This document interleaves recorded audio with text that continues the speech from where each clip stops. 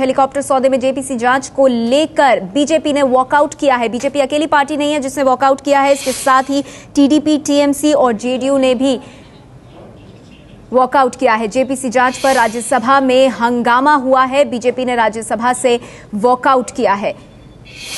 हमारे साथ इस वक्त जुड़ गए हैं एबीपी न्यूज संवाददाता विकास भदौरिया। विकास, जेपीसी पर वॉकआउट जिस तरह से बीजेपी ने किया वो सवाल जरूर खड़े करता है, जेपीसी जांच के खिलाफ क्यों है बीजेपी? जी हाँ, बिल्कुल जेपीसी के खिलाफ है बीजेपी। बीजेपी का ये मानना है कि अभी इन्वेस्टिगेशन के लिए सबसे पहले एफआईआर होनी चाहिए।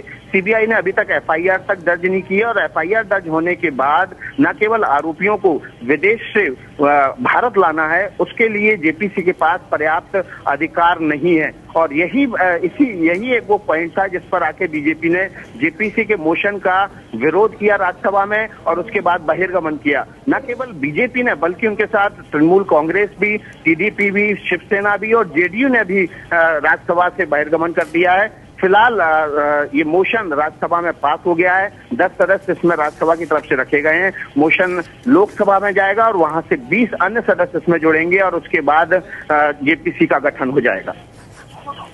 शुक्रिया विकास इस जानकारी के लिए। बीजेपी ने राज्यसभा से वॉकआउट किया है, हालांकि बावजूद इसके, इन पार्टीज के वॉकआउट करने के बावजूद वॉइस वोट से ये जो प्रस्ताव है जेपीसी का वो पारित हुआ है। अब लोकसभा जाएगा जहां इसको अडॉप्ट किया जाएगा और अगर वहां से ये प्रस्ताव पारित हो जाता है तो फिर जेपीसी का गठन होगा। लेकिन आपको बता दें बीजेपी ने राज्यसभा से वॉकआउट किया है। हमारे साथ इस वक्त जुड़ गई है एबीपी न्यूज संवाददाता संगीता तिवारी। संगीता, सवाल ये उठता है कि जिस तरह से बीजेपी ने वॉकआउट किया, बाकी पार्टियों ने विरोध जताया है, क्या गठन होगा जेपीसी का? देखिए, अब राज्यसभा ने अपने सदस्यों के नाम के साथ जो सरकार ने प्रस्ताव रखा था उसे अडॉप्ट कर लिया। जेपीसी अपनी ओर से राज्यसभा ने गठित कर ली है और इसके बाद अब जाहिर सी बात है कि वहां से फिर लोकसभा के पास अनुरोध जाएगा कि वो अपने सदस्यों के नाम दें।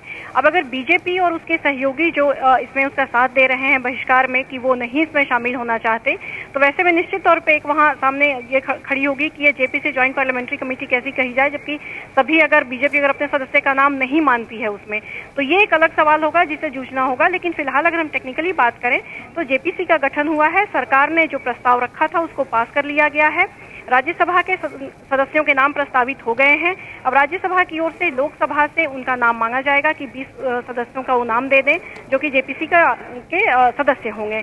तो वैसे में ये जेपीसी, और जैसा साफ तौर पे कमलनाथ ने कहा अपने प्रस्ताव के बाद कि जेपीसी ये मॉनिटर भी करेगी कि ये देखेगी कि सीबीआई की जांच कैसे चल रही है, कितनी तेजी से चल रही है, किस दिशा में चल रही है।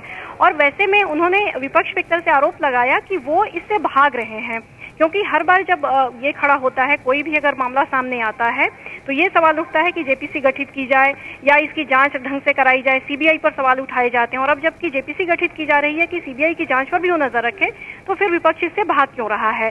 तो जाहिर सी बात है कि बीजेपी को सामने आना होगा कि वो इससे पीछे क्यों हट रहे हैं और जेपीसी के विरोध के लिए जो तर्क अरुण जेटली ने दिए वो उसी पे टिकती है या कि फिर बाद में मशवरा करके इसमें शामिल होने का फैसला करते हैं, ये देखना होगा।